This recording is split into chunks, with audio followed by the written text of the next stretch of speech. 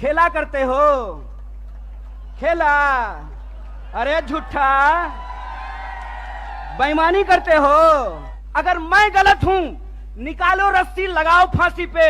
अगर तुम गलत हो तो लोकतंत्र में तुम्हारी बेईमानी का भी एक एक हिसाब लिया जाएगा। इस बात को याद रखना। कड़कड़ा के बोलिए बेईमान को बेईमान, चोर को चोर बोलिए, बेईमान को बेईमान बोलिए। हमारा लोकतंत्र का अधिकार, ये हमारा ईमान है। जब बाहर थे तो विरोधी थे, और आपके बगल में आकर के बैठ गए तो माला पहनाते हो रे बेईमान। अरे कौन सा ऐसा वॉशिंग मशीन है रे कि जब कांग्रेस में रहता है तो चोर होता है, और तुम्हारा पार्टी में जाकर के ईमानदार हो जाता है रे झूठा।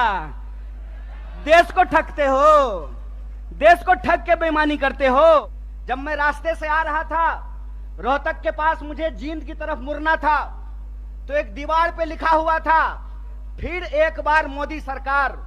मैंने अपने दोस्त को कहा, भाई गाड़ी रोक, मार्कर से इसके बगल में लिख देता हूं जहां लिखा हुआ है फिर एक बार मोदी सरकार। पहले 15 लाख ला, फिर तेरी सरकार आने की बात होगी। पहले तू हर साल 2 करोड़ नौकरी दे, फिर तेरी सरकार आने की बात होगी। पहले तो किसानों की आमदनी दुगनी कर, फिर तेरी सरकार आने की बात होगी। और मैं आपको याद दिलाता हूं, 5 किलो चावल पे खुश मत होना मेरे दोस्तों। आपका हक था कि सबको 100 गज जमीन देने की भी बात है तो इस सरकार से पूछना चाहिए कि जमीन कहां है। भाजपा की बांटने वाली राजनीति को आपको समझना पड़ेगा। आपको यह समझना पड़ेगा कि भाजपा की राजनीति नफरत पे चलती है, भाजपा की राजनीति बेईमानी पे चलती है, भाजपा की राजनीति लोगों को आपस में लड़ा करके लूटने पे चलती है। दरअसल भाजपा का इतिहास इस देश से गद्दारी का इतिहास है। इस बात को याद रखिएगा। इस बात को याद रखिएगा कि भारतीय राष्ट्रीय कांग्रेस महात्मा गांधी की पार्टी है जो हंसते हंसते अपने सीने पे गोली खा लिए थे। और भाजपा का इतिहास नाथूराम गोडसे का इतिहास है। इस बात को याद रखिएगा। क्या नारा लगाए थे? बहुत हुआ महंगाई का मार, अब की बार मोदी सरकार। तो सिलेंडर 1200 रुपया में इनका चचा बेच रहा है। बताइए, पेट्रोल डीजल 100 रुपया लीटर मिल रहा है। क्या नारा लगाए थे कि हर साल 2 करोड़ नौकरी देंगे। 9 साल हो गया है, अभी टीवी पर प्रचार आएगा 9 साल बेमिसाल। तो मैं देश के नौजवानों से कहता हूं, हरियाणा के नौजवानों से कहता हूं, 9 साल देश बेहाल।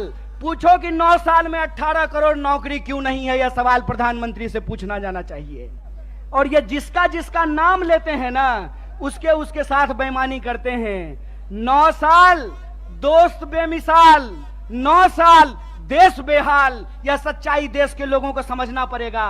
पहले किसानों को ठगा, फिर जवानों को ठगा। बोलिए, अग्निवीर आया है कि नहीं आया है? आया है ना। तो एमपी बनेगा 4 साल के लिए, एमपी बनेगा 5 साल के लिए, अग्नि बनेगा 4 साल के लिए। बोलिए बेईमानी है कि नहीं है? है ना। तो आप जींद के लोग हैं ना। कड़कड़ा के बोलिए बेईमान को बेईमान, चोर को चोर बोलिए, बेईमान को बेईमान बोलिए। हमारा लोकतंत्र का अधिकार, ये हमारा ईमान है कि बेईमान को बेईमान बोलेंगे। अगर प्रधानमंत्री 5 साल का हो सकता है तो सिपाही 4 साल के लिए क्यों होगा? अगर एमपी को पेंशन मिल सकता है तो बेल्ट की नौकरी करने वाला कांस्टेबल को पेंशन क्यों नहीं मिलेगा? ये सवाल पूछिए। ये सवाल पूछिए कि अगर प्रधानमंत्री को पेंशन मिल सकता है तो मास्टर साहब को पेंशन क्यों नहीं मिलेगा? प्रोफेसर साहब को पेंशन क्यों नहीं मिलेगा? सिपाही को पेंशन क्यों नहीं मिलेगा?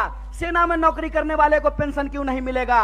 और मैं अपने बड़े भाई दीपेंद्र साहब के सामने आपसे वादा करता हूं, कांग्रेस का हाथ मजबूत कीजिए, भारतीय राष्ट्रीय कांग्रेस को लेकर के आइए। हमने हिमाचल में ओल्ड पेंशन स्कीम लागू किया है, हरियाणा में भी ओल्ड पेंशन स्कीम को लागू करेंगे। इस बात को याद रखिएगा। इसीलिए हम कहते हैं कि यह देश एक बदलाव चाहता है। हम मानते हैं कि आपको हमसे कुछ नाराजगी होगी।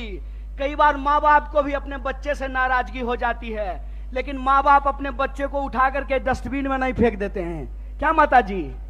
फेंक देते हैं। तो भारतीय राष्ट्रीय कांग्रेस आपकी पार्टी है और भारतीय राष्ट्रीय कांग्रेस का मुद्दा आपका मुद्दा है। और हम देश के प्रधानमंत्री नहीं हैं कि झूठ बोलेंगे, आकर के आपको जबरदस्ती कहेंगे कि हमारा जींद से बहुत पुराना नाता है।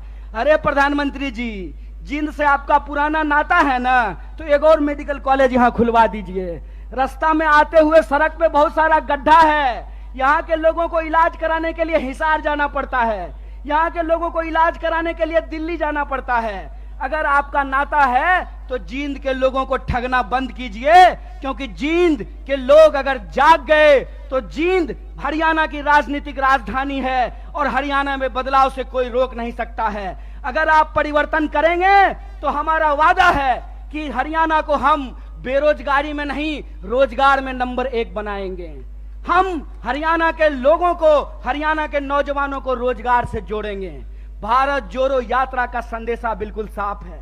हम नौजवानों को रोजगार से जोड़ना चाहते हैं, किसानों को एमएसपी से जोड़ करके रखना चाहते हैं, महिलाओं को उनके सम्मान से जोड़ करके रखना चाहते हैं, बुजुर्गों को उनके पेंशन से जोड़ करके रखना चाहते हैं। इसीलिए हमारा जो लड़ाई है, हमारा जो संघर्ष है, वो कुर्सी की लड़ाई नहीं है। हमारा जो संघर्ष है वो सत्ता की नहीं है, सत्य की है। तो मैं आप तमाम जींद के लोगों से यह अपील लेना चाहता हूं, मैं आप तमाम लोगों से यह आग्रह करना चाहता हूं, सत्य की इस लड़ाई में लोग कहते हैं कि बिहार भी राजनीतिक रूप से बहुत सक्रिय जगह है, बिहार भी बहुत राजनीतिक रूप से सक्रिय है, लेकिन कई बार चिराग तले अंधेरा होता है।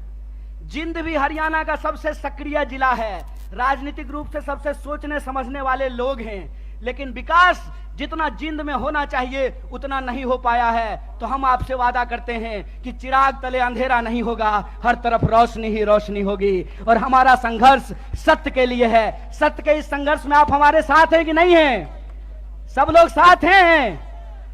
इसी आशा और विश्वास के साथ मैं अपनी बात को खत्म करता हूं। शुक्रिया। इनकलाब जिंदाबाद।